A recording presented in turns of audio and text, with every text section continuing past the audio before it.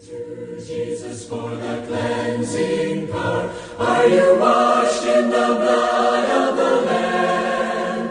Are you fully trusting in His grace this hour? Are you washed in the blood of the Lamb? Are you washed? Yabingelela abangcwele egameni elika Jesu Kristu waseNazaretha, inkosi yamakhosi, inkosi ephezu kwezinto zonke. Akekho ofana noJesu, akekho ongalinganiswa naye. Lona obingelelayo ubaba umlambo osindisiwe egameni lika Jesu Kristu, igama elinamandla. Siyambonga uJesu bazalwane kulesi sikhathi. Simbonga ngomusa wakhe asenzele wona ukuba sisindiswe bazalwane ezikhathini enjengalezi, umuntu afumane umusa abengawufanelanga. Njengoba abaningi baye bangezwa ngifakaza ukuthi ngangiyisidakwa. Mangikhuluma ngokudakwa, ngikhuluma ukuthi udakwe kusukela kuyisonto, bomsombuluko, uLwesibili, uLwesithathu, uLwesine, uLwesihlanu, uMgqibelo, uphinde kube yisonto. Kwangaseyona impilo bazalwane leyo,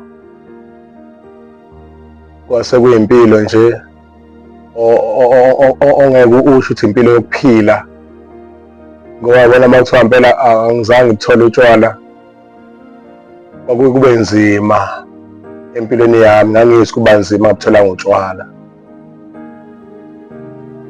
Kwakuyephoqa ukuthi kwesinye isikhathi sitshontshe ama-aluminium emsebenzini omlungu siyowadayisa ukuze sizothola imali yokushaya itifu sehlise ngesitawuti. Kodwa uJesu Kristu, inkosi yamakhosi, akathandanga ukuthi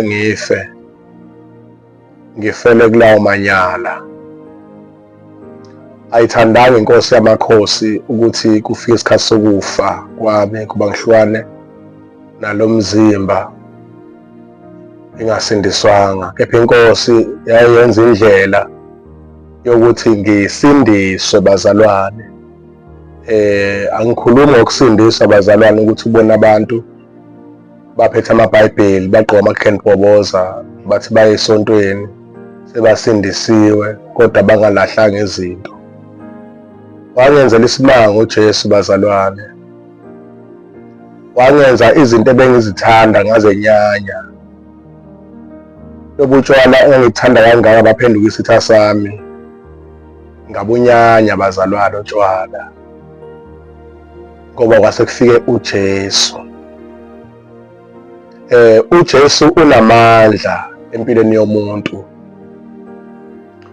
uJesu uma esefikile phakathi kwempilo yomuntu, wenza ukuthi umuntu lezi zinto abekade azithanda ezingathandwa uNkulunkulu, umuntu abonakala angasayithanda. Ugwayi ngendlela ebengubhema ngayo, ngazi ukuthi angikaze ngawubhema ugwayi ngendlela engingawufuni ngayo ugwayi notshwala. Zonke lezi zinto ezizinengiso engizenza zisinengiso phakathi kwami manje. Ngakho-ke mntaka baba, wena osabanjwe lezi zinto, thatha uJesu. Kuyenzeka utshwala ufisa ukubiyeka, khuluma ngento engayenzeka kumina. Kuyenzeka ukuthi uyafisa ukubiyeka utshwala kodwa manje abuyekeki.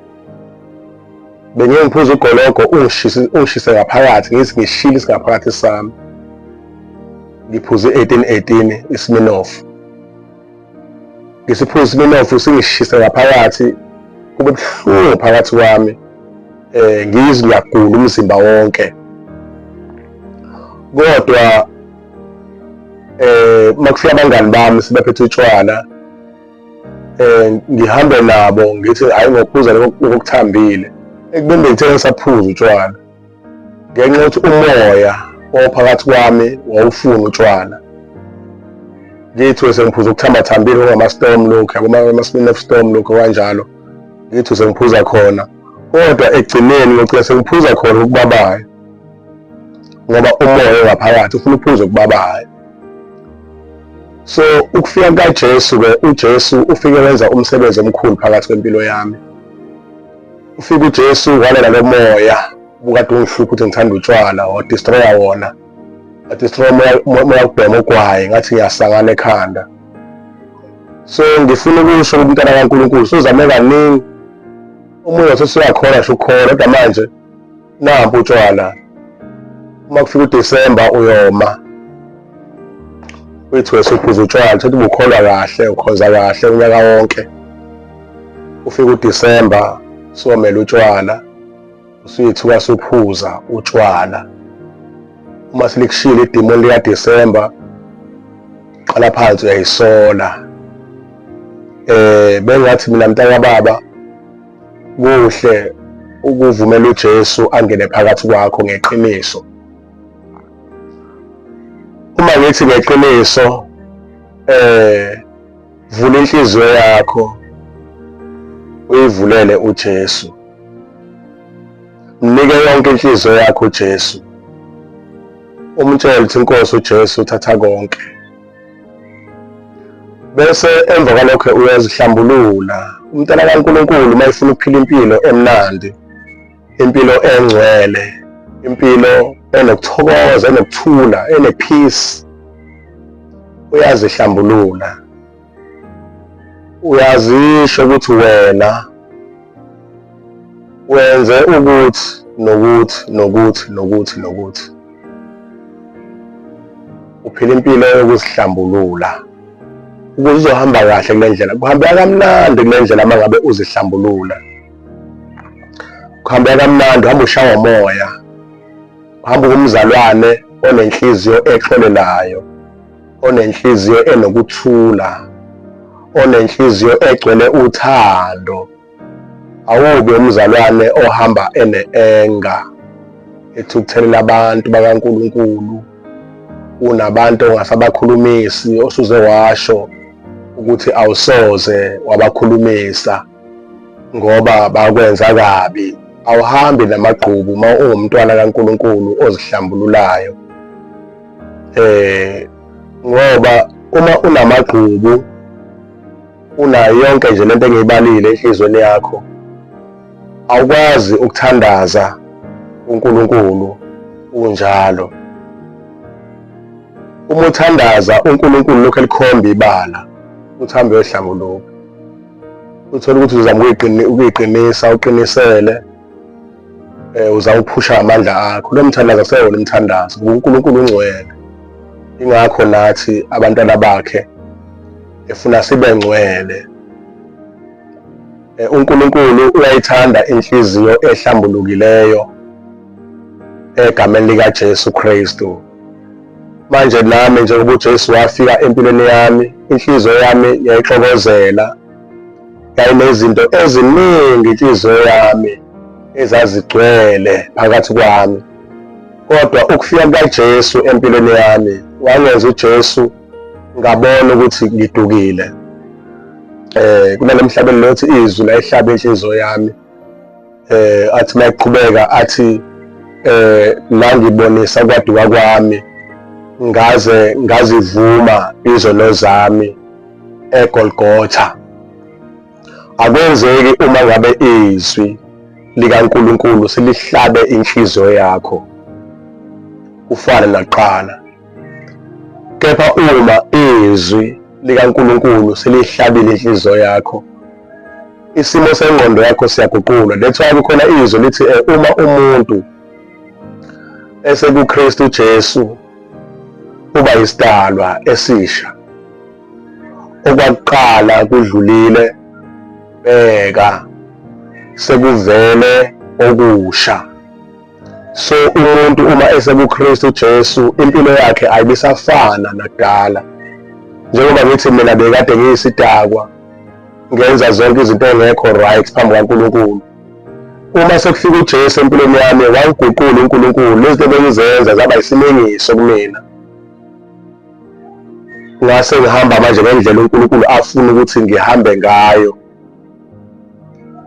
Namhlanje sekuyazazi kumntwana kaNkulunkulu mawufunda kuncwadi kaJohane chapter number 1 verse number 12 sithi kepha bonke abamamukelayo wababa amandla. Kepha bonke abamamukelayo uJesu Kristu wabapha amandla ukuba babe ngabantwana bakaNkulunkulu. Uma umuntu esengene kuJesu wamukela uJesu Kristu abe inkosi nomsindisi empilo yakhe, uphiwa amandla. Uphiwa amandla, usahamba ngamandla enyama yakho wazala nawo, kepha uhamba ngamandla kaNkulunkulu. Uma ukade umuntu ongakwazi ukuma phambi kwabantu ubafakazele noma ukhulume, kodwa uNkulunkulu kunika amandla ukuthi ufakazele yena uNkulunkulu. Haleluya. Ngoba uNkulunkulu unamandla phezu kwezinto zonke. Haleluya. Ngiyacela bazalwane sibuke izwi likaNkulunkulu egameni likaJesu Kristu. Sizothola incwadi yethu etholakala laphana kwabaseGalatia chapter number 5. Ngizocela sifunde uverse number 22. Ifundeka kanje le ncwadi. Kepha izithelo zikamoya siluthando, nokujabula, nokuthula, nokubekezela, nobubele, nobuvi, nokukholeka. Verse number 23. Nobumnene, nokuzithiba, akukho umthetho omelana nokunjalo. Akukho umthetho omelana nokunjalo. Umntwana kaNkulunkulu uma esethola izithelo zikamoya umbona ngothando, nangokuzithiba, nangokuthula. Umntwana kaNkulunkulu isimo sakhe siyaguqulwa. Uma kade engenalo uthando, umoya ongcwele mayisefikile ufike athele uthando, aluthulule. Nkosi yami, ufike aluthulule uthando kumntwana kaNkulunkulu umoya ongcwele uma ngabe esefikile egameni likaJesu Kristu waseNazaretha. Thola ukuthi kunamagqubu nabantu abakhulumisi ungazwani nabo, kodwa ngenxa yothando likaNkulunkulu lukwehlule uthando likaNkulunkulu lukwenze ubone subathanda. uNkulunkulu wami egameni likaJesu ngifuna ukubheka nalo ivesi laphana kwabaseRoma chapter number 5 uverse number 5. Ngifisa nje ukuthi ngilifunde bazalwane egameni likaJesu. Chapter 5 verse number 5 kwabaseRoma ifundeka kanje. Ithemba alijabhisi, ngokuba uthando lukaNkulunkulu lutheliwe ezinhliziyweni zethu ngomoya ongcwele esimphiweyo. Nkosi yami, haleluya bazalwane. La enhliziyweni zethu kuthela uthando. Haleluya. Kunothando phakathi kwethu. Ngisho uhamba kuphi khona uthando phakathi kwakho egameni likaJesu Kristu olithelwa ngomoya ongcwele esimphiweyo. Thina sikabethemba thina bazalwane. Sithemba into engabonwayo. Sithemba into engabonwayo bazalwane. Sibethembe nje uNkulunkulu okuyena osipha lolu thando olumangalisa kangaka. So uma ngabe inhliziyo yomuntu nomntwana kaNkulunkulu sithule uthando kuyena, uluthando lwenza ukuthi umthande uNkulunkulu.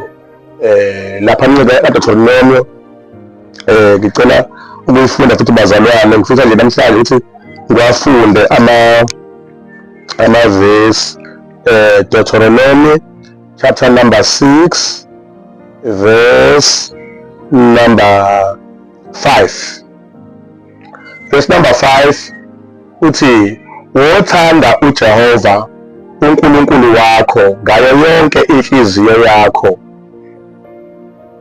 nangawo wonke umphefumulo wakho nangawo onke amandla akho. Awukwazi ukumthanda uNkulunkulu lungathuliwe uthando kuwena ngaphakathi kwakho. Sibabonile baningi abantu ayathi umuntu ngiyamthanda uNkulunkulu, ngiyamthanda uNkulunkulu, uthi uyambona umuntu wenza izinto akayithanda uNkulunkulu. Uma uthanda uNkulunkulu ngenhliziyo yakho yonke, awukwazi ukwenza izinto uNkulunkulu akayithandi ngoba usuke umthanda uNkulunkulu. Umthanda nje futhi uyamesaba, ungubaba nje kuwena, uyinkosi yakho, so kumele umesabe. Izinto akayifuni awuzenzi. Uma kwenzekile wayithusa ephutheni lezinto akayifuni, uyaphenduka. Awuphenduki nje udlala nje, uphenduka ngokuthi uyesaba ngempela. Khona phela uthola umuntu wenzela ukuthi nje hayi nje athalalise nje, yabo, ngoba sebanjiwe ukuthi wenza into engekho right. Uthanda ukuthalaliswa, yabo, ukuthalaliswa kunjalo. Angikhulumi ngalokho, ngikhuluma ngokuphenduka. Phenduka phakathi enhliziyo lakho, ijulele inhliziyo yakho uthi, oh Nkosi yami, ngiyaphenduka, ngonile kuwe wedwa uNkulunkulu, ngiyaxolisa. Yabona ukuxolisa kweqiniso ulethe impilo yakho uNkulunkulu, uthi Nkosi, thatha impilo yami yonke, ngonile kuwena, ngenze kabi. Ukuxolisa uyamesaba, ugcwele uthando lokuthi uyamthanda uNkulunkulu wakho.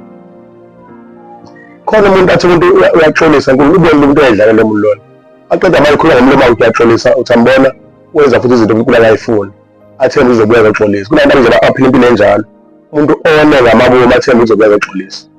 Lokho akusekhona ukuxolisa, lokho sekudlala, lokho uNkulunkulu angakufuni egameni likaJesu Kristu. Kunabantu abamaqele kanjalo bazalana, umuntu nje kusona Monday noma Monday namhlanje umuntu uphila impilo nje emanyala nje, qala impilo amanyala ezosha Friday, ngomgqibelo ntambama umuntu usaqala uyazama ukuyilungisa ngoba azifana ayoshumayela ngesonto noma azifana ayohlabela ngesonto enkonzweni. Ubuqili lokho-ke bazalwane, ubuqili lokho-ke. Futhi uqaphele kakhulu, ungadlali kanjalo, udlale ngoNkulunkulu, akudlala ngoNkulunkulu. Wathi uyadlala kanjalo lukuzume usuku olufika njengesela, usuku lokubizwa komphefumulo wakho kuwe. Uyokwenze njani lukufikele lo suku uxabene noNkulunkulu? Wena uNkulunkulu uzingcolisa uma uyoshumayela kuphela kuyena. Uma ungayoshumayela hayi ku-right, waphila isintomi kanjani? Qaphela mntaka baba, egameni likaJesu Kristu waseNazaretha.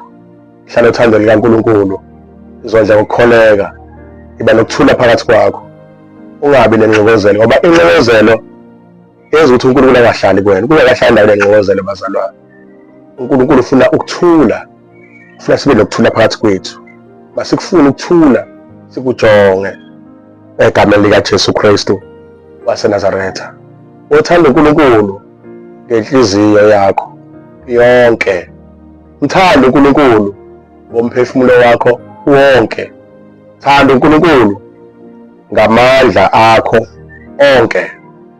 Akunakwenzeka lokho ungenayo uJesu. Udinga uJesu kuqala, ngoba umuntu uyasindiswa azalwe ngokusha egameni likaJesu Kristu. Umuntu uyasindiswa azalwe ngokusha. Ngicela ukufunda John chapter number 3 verse number 3. Sifunda kanjena khona, uJesu waphendula wathi kuye, ngiqinisile ngithi kuwe, uma umuntu engazalwa ngokusha angewubone umbuso kaNkulunkulu. Umuntu uzalwa ngokusha. umuntu uzala ngokusha aphenduke amukele uJesu Kristu, amvume uJesu. Mase umkhonile kuJesu ke uNkulunkulu ke usezothula umoya wakhe phezu kwakho, umoya wothando lukaNkulunkulu uzowuzwa phakathi kwakho. Verse number 9 kwabaseRoma chapter number 10, ngokuba uma uvuma ngomlomo wakho ukuthi uJesu uyinkosi, ukholwa enhliziyweni yakho ukuthi uNkulunkulu wamvusa kwabafileyo, uyakusindiswa.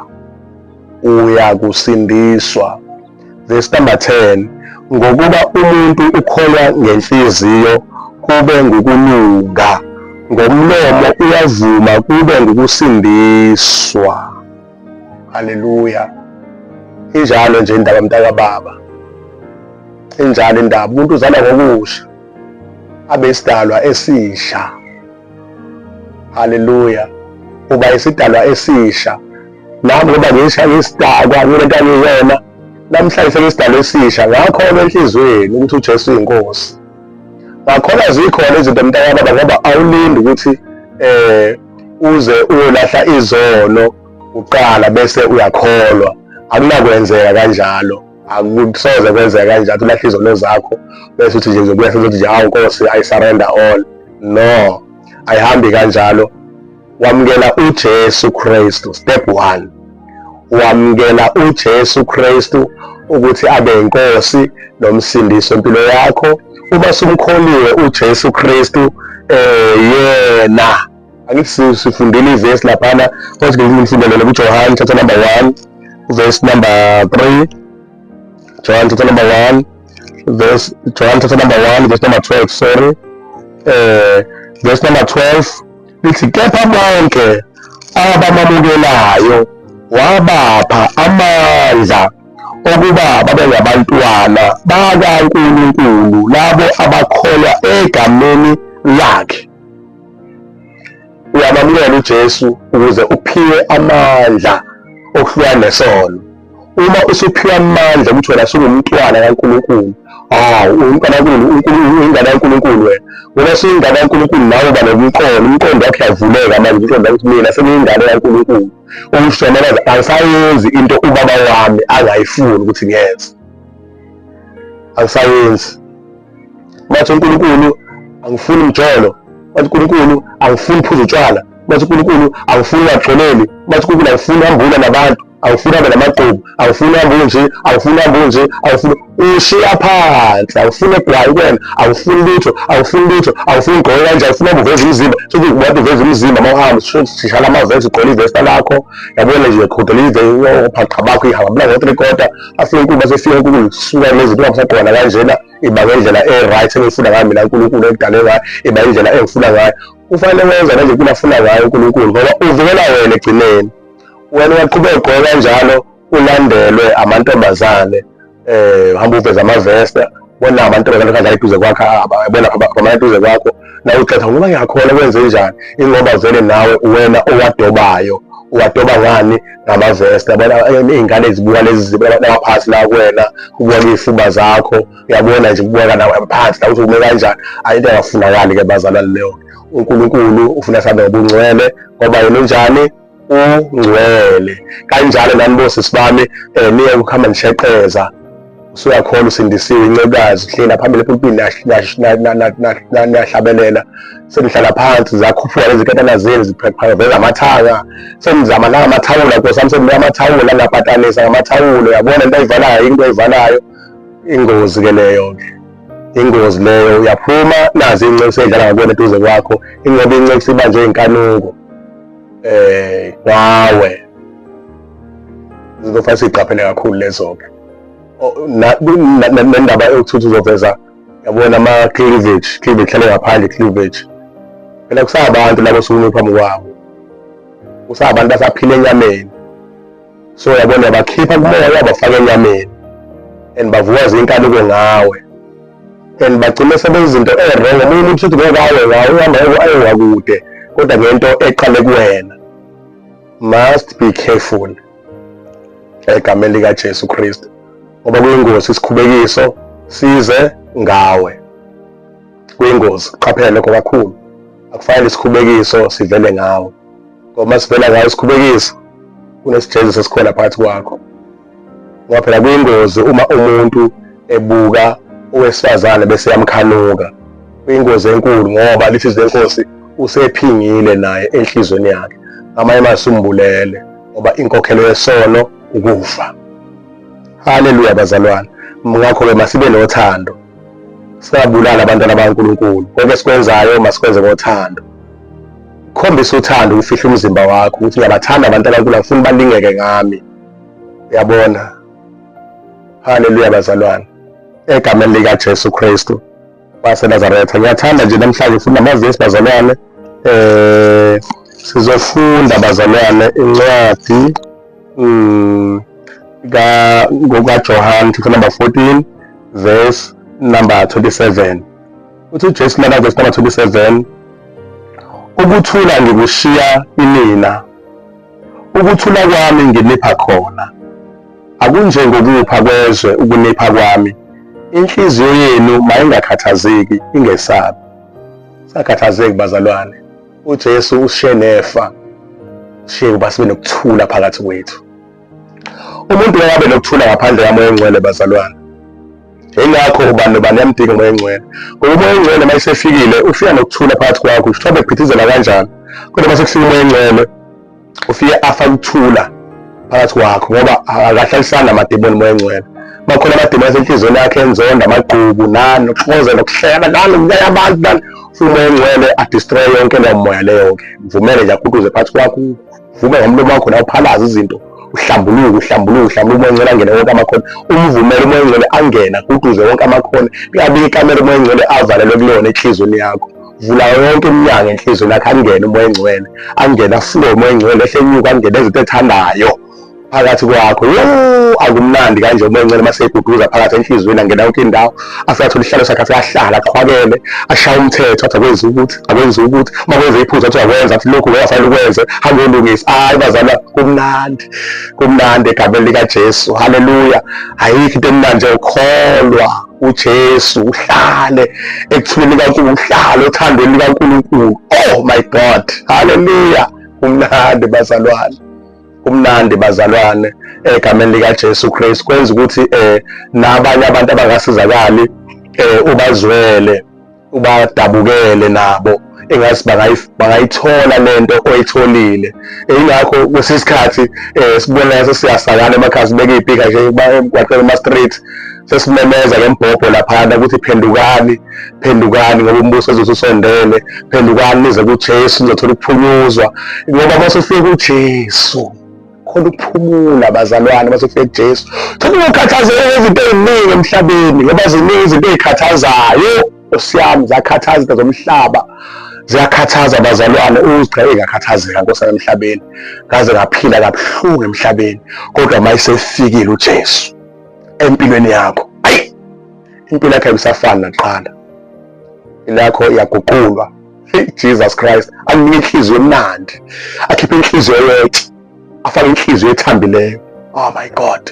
Athi ohlala kamnandi, uJesu yamangalisa, uJesu yamangalisa, uJesu yamangalisa, Jesu yamangalisa, wakhipha inhliziyo elitshe, wafaka inhliziyo kaMoya.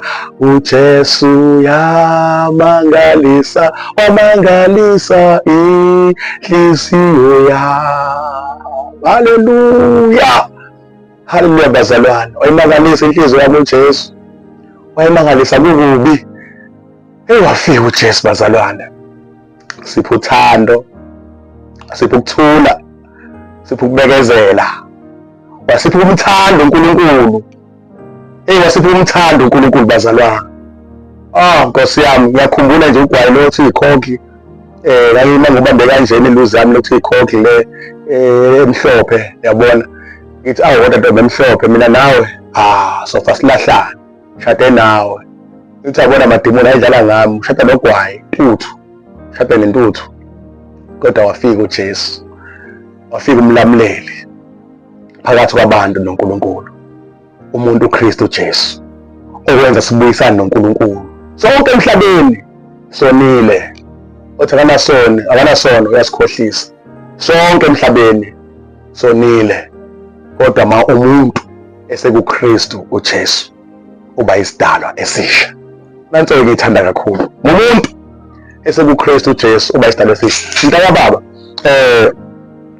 leyo yokuzalwa kabusha ibalulekile futhi eyawo wonke umuntu ophila phansi komthunzi welanga, ngoba ingozi enkulu ukuthi uma umuntu efa angabuyisananga noNkulunkulu ngoJesu Kristu, ulahlela esihogweni, ngoba udelele umnikelo kaNkulunkulu, umnikelo omkhulu uNkulunkulu wawuletha.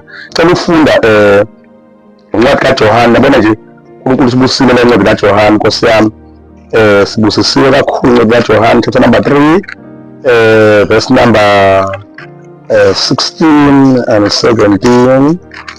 All right, safunda verse number 16. Okay, verse number 16. Ngokuba uNkulunkulu walithanda izwe kangaka, waze wanikela ngendodana yakhe ezelwe yodwa, ukuba yiloyo naloyo okholwa yiyo angabhubhi, kodwa abe nokuphila okuphakade. Kunokuphila okuphakade kubantu abakholwa inkosi uJesu. Ibona abanokuphila okuphakade. Verse number 15 uthi wona, ukuba yiloyo naloyo okholwa yiyo abe nokuphila okuphakade. Futhi naye isithembiso sasho njalo, naye siba nokuphila okuphakade masikholwa uJesu Kristu. uNkulunkulu wathanda abantu emhlabeni waze wanikela ngoJesu Kristu. Wathanda idakwa, wathanda ababulala iy'nkabi, wathanda iy'febe ey'dayisa nomzimba, wathanda abantu esabiza ngonondindwa, abantu ababizwa ngamaphara, abantu ababizwa ngabathakathi. Lonke wonke umuntu ophila phansi komthunzi welanga uNkulunkulu wamthanda waze wanikela ngoJesu Kristu ukuze abantu babuyisane naye uNkulunkulu. uNkulunkulu wayakhipha umnikelo opheleleyo ukuthi abantu babuyisane noNkulunkulu, ukuze abantu babe ngabantwana, bazalwe kabusha, babe ngabantwana bakaNkulunkulu. Bonke abantu abakholwa egameni likaJesu sabangabantwana bakaNkulunkulu, abasebona nje abantwana babantu, kepha sabangabantwana bakaNkulunkulu. Lokho-ke unikezwe bonke abantu abaphila phansi komthunzi welanga ukuthi ubani nobani makakholwe egameni likaJesu, khona azothola lezi esikhuluma ngazo, uthando nokuthula nenjabulo phakathi kwakho. Lokhu kuthola ngokuthi wamukele uJesu Kristu abe inkosi nomsindisi wempilo yakho.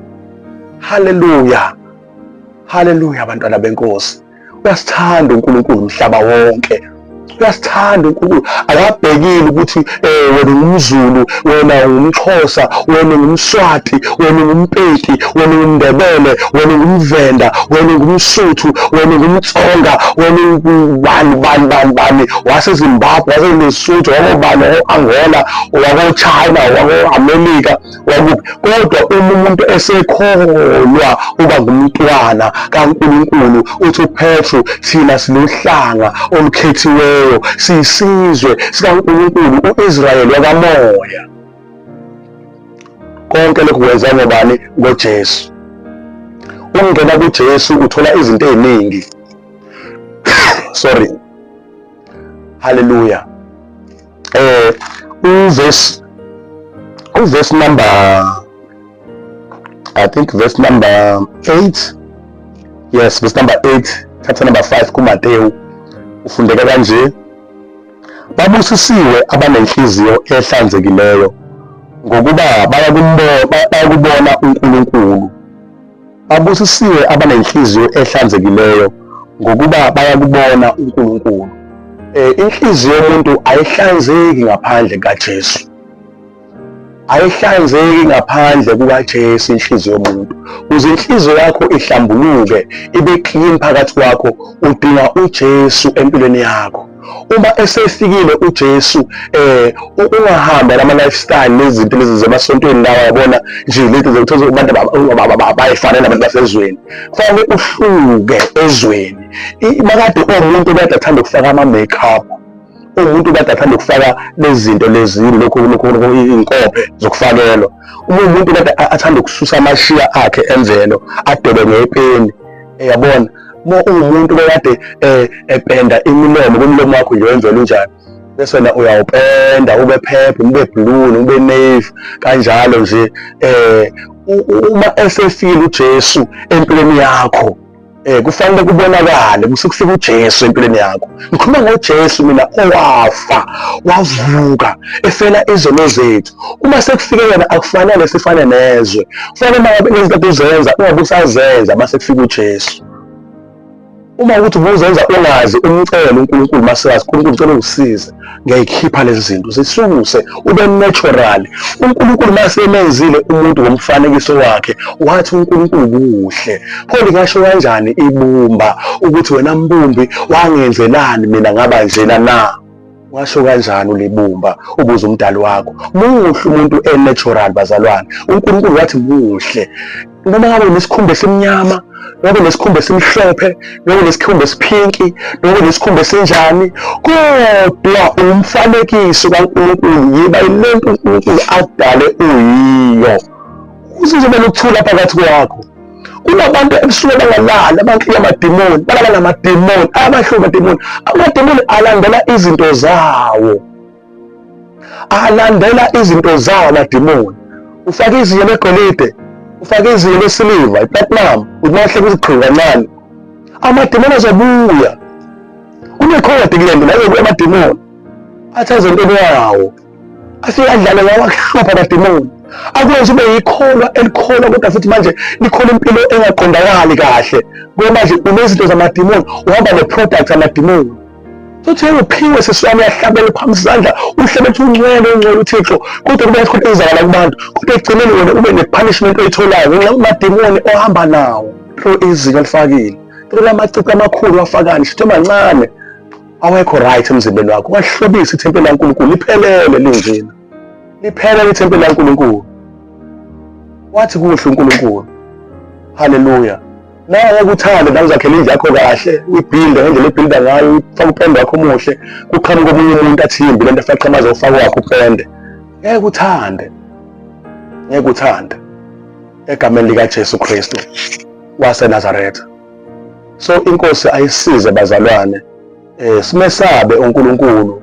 uNkulunkulu uyathanda ukuthi simesabe bazalwane egameni lika Jesu Kristu. Ngoba uma ngabe singamesabi uNkulunkulu sizilandela ulaka lukaNkulunkulu. Kufana lento okugunda umuntu ogunda ikhathi la bayigunda gunda ikhathi. uNkulunkulu alishintshe izilakha akayifuni lento kubazalwane. Ngoba izinto zabezizwe lezana zabantu abanganandaba noNkulunkulu. So wena usukholwayo hluka phela kwabezizwe. Bangathi abantu abangakholwa bathi hayisuka siyafana nabantu abangakholwa. Nabezinto zethu asihlukeni bazalwane. Asihlukene egameni lika Jesu Kristu. Ngenje into lami imhlophe sekuyimina ngigijima ngiyofuna odaya ukuthi ngiyidaye inhloko yami ukuthi ayibe mnyama. Ngeke ngikwenze lokho ke ngoba kuhle kuNkulunkulu iphile nenhloko emhlophe ube kuhle kuNkulunkulu. Hallelujah. Yebo impela ngisemncane ngakazi amazi uNkulunkulu.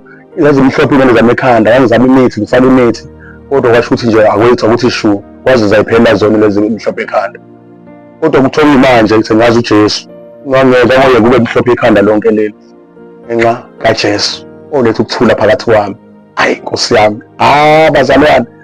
Yafisa ukuthi wonke umuntu akayizwa le ndaba engiyizwayo phakathi kwami.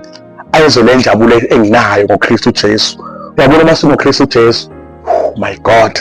Uzizwa uphelele. Uzizwa uphelele bazalwane egameni lika Jesu Kristu waseNazaretha. Ngithanda ukufunda le verse ikumshumayeli chapter number 12 verse number 13 lithi nakho ukuphela kwendaba lapho sekuzwakele konke mesaba uNkulunkulu ugcine imiyalo yakhe ngokuba lokho ungokwabantu bonke. Khona ukuphela kwendaba lokho mesaba uNkulunkulu. Baba mesaba uNkulunkulu. Noma ngabe yini ubusuplana ukuyenza manje. Mesaba uNkulunkulu. Manje uNkulunkulu akayifuni lento leyo mesaba uNkulunkulu. Ungabe usayenza. yeke mesabe uNkulunkulu, mesabe uNkulunkulu, ngoba lokho kwabantu bonke abantu kwesaba uNkulunkulu kumisele wonke umuntu amesabe umuntu. Masiqhubeka verse number 14, ngokuba uNkulunkulu uyakuyisa yonke imisebenzi ekwahlulelweni kanye nakho konke okufihliweyo noma kuhle noma kubi, yonke imisebenzi umuntu ayenza emhlabeni sazoyisa ekwahlulelweni, noma mibi noma mihle, kodwa sazoyisa ekwahlulelweni. Haleluya. Mesaba uNkulunkulu, khola uJesu, hlala noJesu, uzondle ngoJesu, uphile naye impilo yakhe yonke. Haleluya. Siyabonga bazalwane egameni likaJesu Kristu. uNkulunkulu anigcine anilondoloze egameni likaJesu Kristu. Bonke abantu abafisa ukwamukela uJesu noma bafisa ukuyibuyisela enkosini, ngiyacela bangithinte enambeni yami ethi 072 103 7669. Inamba yami engitholakala kuyona leyana esiye senze khona iy'nkonzo zemkhuleko uma abantu bakude, ngikhulekise wamukele uJesu. Ngijabule kakhulu nje ngonyawo phela uthe ukuphela bese baningi kakhulu abantu abamukele uJesu bekusetshenzwa ngempela. Ngingalali ebusuku isikhathi abantu bafuna ukwamukela uJesu ebusuku, ngibamukelisa uJesu abantwana baNkulunkulu bathola ama-counselling. Siyambonga nje uNkulunkulu egameni likaJesu ukuthi umuntu obeyisidakwa namhlanje seshumayela iy'ndaba zombuso kaNkulunkulu, ubuyisela abantu embusweni kaNkulunkulu ngoJesu Kristu inkosi. Akwenzeki ngamandla ami, akwenzeki ngokwazi kwami, kodwa kwenzeka ngamandla kaNkulunkulu. Bazalwane, mina ngingumntwana kaNkulunkulu. uNkulunkulu wangikhetha, wangizala ngokusha egameni likaJesu. Zonke izinto ebengizenza ngazilahla bazalwane egameni likaJesu. Konke lakwenzayo angisakwenzi. Ngeke ngibone emathaveni ngiphuza utshwala, ngeke ngibone ngihlela ndabhemayo ngibhema ugwayi egameni likaJesu. Futhi ngizokusho babhema, angisakwahla nasho babhema, ngiyazama ukuthi uhlala nabo babhema ugwayi, mina ngingabhemi. uNkulunkulu wangibonisa ukuthi ku-wrong ukuhlala nomuntu obhema ugwayi, ngoba intuthu agwayi uma ingena kuwena ufana nomuntu obhemayo spiritual. Ngayibona ngubambile ugwayi spiritual sengubhema. Mase yambula indaba, yambula ukuthi bengihleli nomuntu obekade abhema ugwayi, ngikhululekile, ngihleka, shaya amahlasi hleka, kodwa uNkulunkulu wavesa no, akukho right ke lokho-ke, akukho right. uJesu behlala nezoni, uthi nabazalwane siyahlupha ngoba uma ngabe senza into sathanda ukuyivula ngezwi, kodwa futhi silihlanekeze noma siliphambanise izwi lenkosi.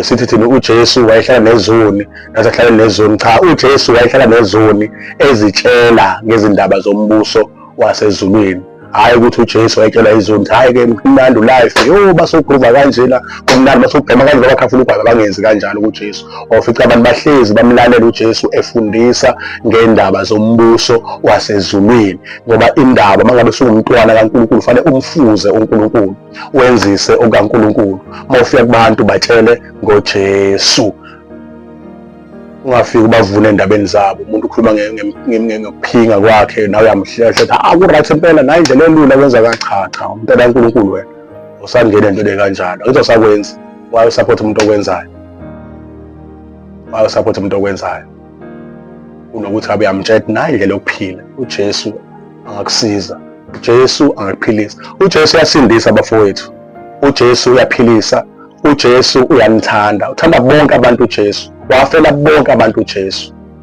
Mina ngayisidawo uma ngichaza zabe isidawo uNkulunkulu sangenza kulebusibela ebusweni, bengimaxhofoxhofo utshwala, nginephuza face, kula destroy yonke lento ofika uphuza face nani wangenza umntwana wakhe.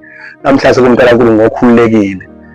Nkosi yami, Jesus, uma indodana yomuntu inikhulula, niyakuba ngabakhululekile impela. Ayi, sengikhululekile nami. Kodwa uma umuntu enza isono uba yisigqila sesono. Haleluya, amen.